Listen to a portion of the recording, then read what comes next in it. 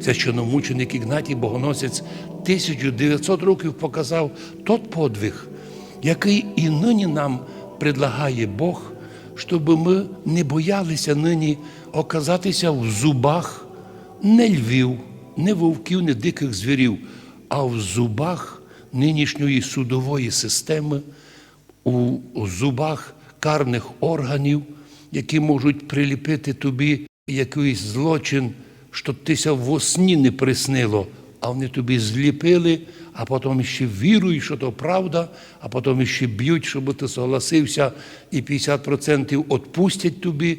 І в результаті чоловік мусить довгими місяцями, роками доказувати, що він в тому, війни немає, але куди діватися?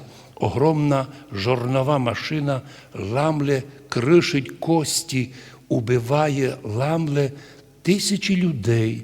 Но єдно треба помнити. Ведь розумів священномученик Ігнатій, що його ведуть уже на смерть. Він би міг попроситися сказати: простіть, я от прислухався до ваших подсказок, давайте я піду маленьку ладану, кину на язичське капище, і ми розходимося. Ні, він перед смертю пише: я вже чувствую, я вижу ті зуби диких звірів, котрі будуть молоти моє тіло як жертву за віру Христову. І сьогодні просить нас Бог не боятися нікого, однако завжди бути готовим к жертві. У когось жертва – то його багатство. Бог любить тебе, забрав, і ти без багатства вдруг починаєш краще спасати душу. П'ятого забере Бог високу посаду, бо вона тисячі людей збивать із толку, і люди погибають духовно із-за високого поста безконтрольної власти. Ну, а є ще жертва, коли треба іноді свободу свою пожертвувати, коли чоловіка тягнуть у суди і в тюрми.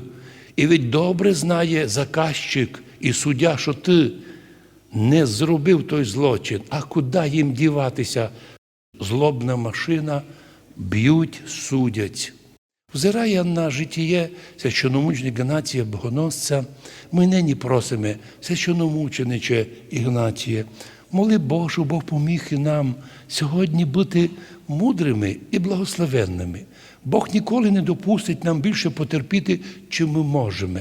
Бог ніколи нас не введе в якусь ситуацію, в котрій ми не зможемо осознати, що відбувається. Не удивляємося, коли цей світ так нас ненавидить. То добрий признак. Добрий признак, бо якщо, каже Господь, цей світ би вас любив, то був би більше опасність. Бо якщо вас, каже, цей світ і всі вас люди будуть любити, горе вам. Горе вам, якщо люди всі за вас будуть казати добре. Реальність така, що краще би, щоб чоловік у цьому світі усе десь знайшов або мав такого гонителя, ворога, клеветника, який би його держав постійно у тонусі духовному. Або щоб ніколи не забував, що ворог не спить, і сатана своїх людей готує, фінансує, спеціально готує в спеціальних інститутах, а потім вкидають на посаду і дають команду всім одноразово приймати закони проти церкви Христової. Божа Мати, благослови нас, що і сьогодні бути тою жертвою за віру Христову. Видимо, як і не тільки судять, но і збивають наших митрополитів і священників.